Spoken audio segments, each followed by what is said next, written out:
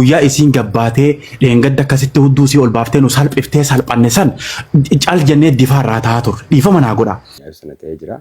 Osoo na ta'ee sadii miti kudhanii nan geggeessa. Inni nu ammumaan tana way Hamzaa osoo taatee way. Qarshii 100 siif ergaa amma laayivii irratti ni kaasii irraa buusii jedhaa jiru.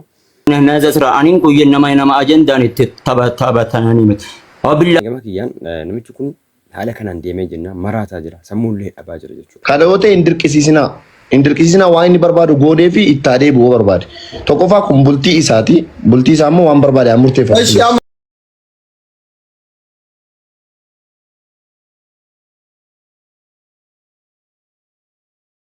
Akka inni qaraatee irra hin qaraasifne maafiin orgobboleeyyan kiyya. Maayyee maammee kiyya kinjeeti dhiifama naa godhi ammumarraa waan kana nu dhageessi hayiikee salaam aleekum jii hawoo intala wayii. Dhaabi Hamza Habibi waasii barreessaa si jedheen. Isaati araabaa qabaniiti isaati. Hamza qoy al tokko. Hamza ani wallahi dhiifama naa godha bara ana aaree miira keessan galle waan kana maal ana hubadhu mee abdii kiyya miseenjarii kee galee Hamza.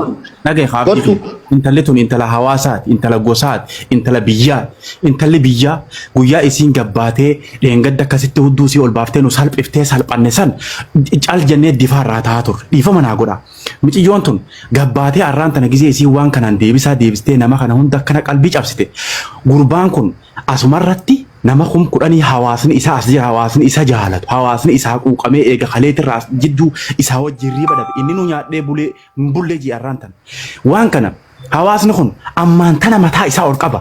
Ammaan tana sheekotiin teenya intala gurra qabdee fiddee gurbaa kana mataa isaa dhaabnee ol garsiifna. Ammumaan tana akka garaan nu qabbanaaf barbaade malee an waan biraatii miti intala isaa hin barbaanne inni nu ammumaan tana way Hamzaa osoo taatee way. Hamza salam alaikum. Hamza mira kaisan galinati isilen tara dubarti ti obsame abdi khiyar akitan ko fan dubada isilen dubarti en dogongorte jirti wa rabbin jumalata mina ma jemtahu jolle kana rabbu matu akana gode gafulle hasa kaisatin senu gama tokkolle hin gorru akka haqaatti isanis oromoda ammalle isalechu muslima warroota nurra beekamtii waa'ee diinaa qabantu jira.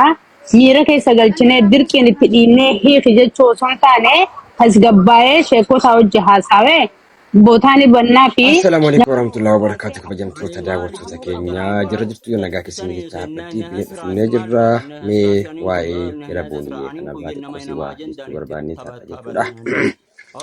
Manastarri kaanee dhufnee dubbiin jira manastarri malee namatti mul'atu waan ta'eef maagaa jirtan akkuma dhagaa jirtan jechuudha. Jalattiin kun macarrashaa wal hiikuurra geesse jirti jechuudha. Baay'ee waan nama gaddisiisa. Jaalala yeroo dheeraa wajjin turanii ka'anii namichi kun jaalalaan hedduu miidhamee jira akkuma argaa jirtan jechuudha. Takka yaa rabbi na ajjeesii takka yaa rabbi na fudhu jedhaa jira. Isheen ammoo ittuma allaaggatu jirti jechuudha. Intalli kashalabbiin kun jechuudha. Namicha kanatti taphataa jirti.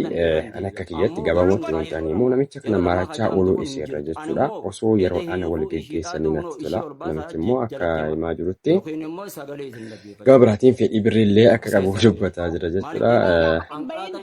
Faana mootu Hamzaa Hajii Ustaaz Hamzaa Hajiin immoo miira keessa galaniiti akka dubbataa jiranitti qarshii 100 siif ergaa amma laayivii irratti ni kaasii irraa buusii jedhaa jiru. Kunis ta'uu hin qabu. Bara namni tiktookii irra fidamee laayiviidhaan hiikamu keessa jirra jechuudha. Karaa gabaabadhaan osoo walii kun jiru karaa keessaatiin otoo sheekotiin meeqa jiranuu maaliif asirratti dhufanii iyyuu barbaachise maaliif sooshaal miidiyaa irratti ajandaa wal godhachuun barbaachise kan jiru namni hundaafuu gaafidha jechuudha.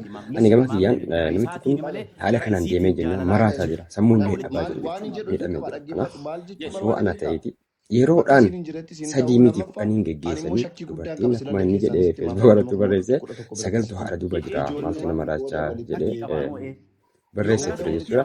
Kanaaf namichi qal'ittii kana qal'ittii seepelee kana ofirraa gabaabsu ofirraa gabaabsutu furmaata. Haala kana namichi dandee jiraatee jechuudha. Sammuun isaa yoo harkaa bahee namichi kun deebi'ee Oromoon marakkisuuf deema jechuudha. Kanaaf namoonni itti dhiyaatan nama kana dubartiin guuttee jirti. Bultii kan isaa kabaja immoo waan namaa barbaade qabdu kan murteeffatu. miidiyaa irratti dhuftee waan arganii hiine osoo fuusiftanii durba duudaa jechuudha. Gaariidha jedheetti yaada. Durba duudaa yeroo immoo durba gurraan hin dhageenye miti. Kan haqilee qabdu, kan kabajamaatii beektu ni jira miti jechuudha. Kanaaf haalli namicha kanaa hedduu nama yaaddessaadha. Dubbiin ajandaa ta'ee baay'ee owwee jira. Inni illee ajandaa nan godhatinaa. Ajandaa nan godhachuun isin barbaadu jedhee takkan dubbataa takkan dhiisaa. Dubbiin akkas ta'ee jira rabbii rahmataa godhuuf akka nama du'e jechuudha. Kanaaf yaada keessan barreessaa. Ani gama kootiin dubbiin kun osoo isin ta'ee saaree ijoolletti dhiyaatu sana ta'ee jira.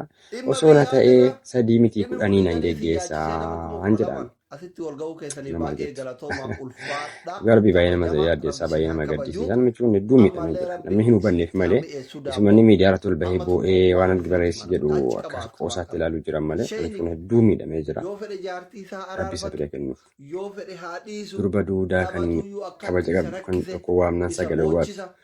Bitta qabu gowwaataati laadaliin tokko waamnaan sagalee waatu immoo dika gowwaataati malee. Rabbi akka tuma godhu jedha hundi keessa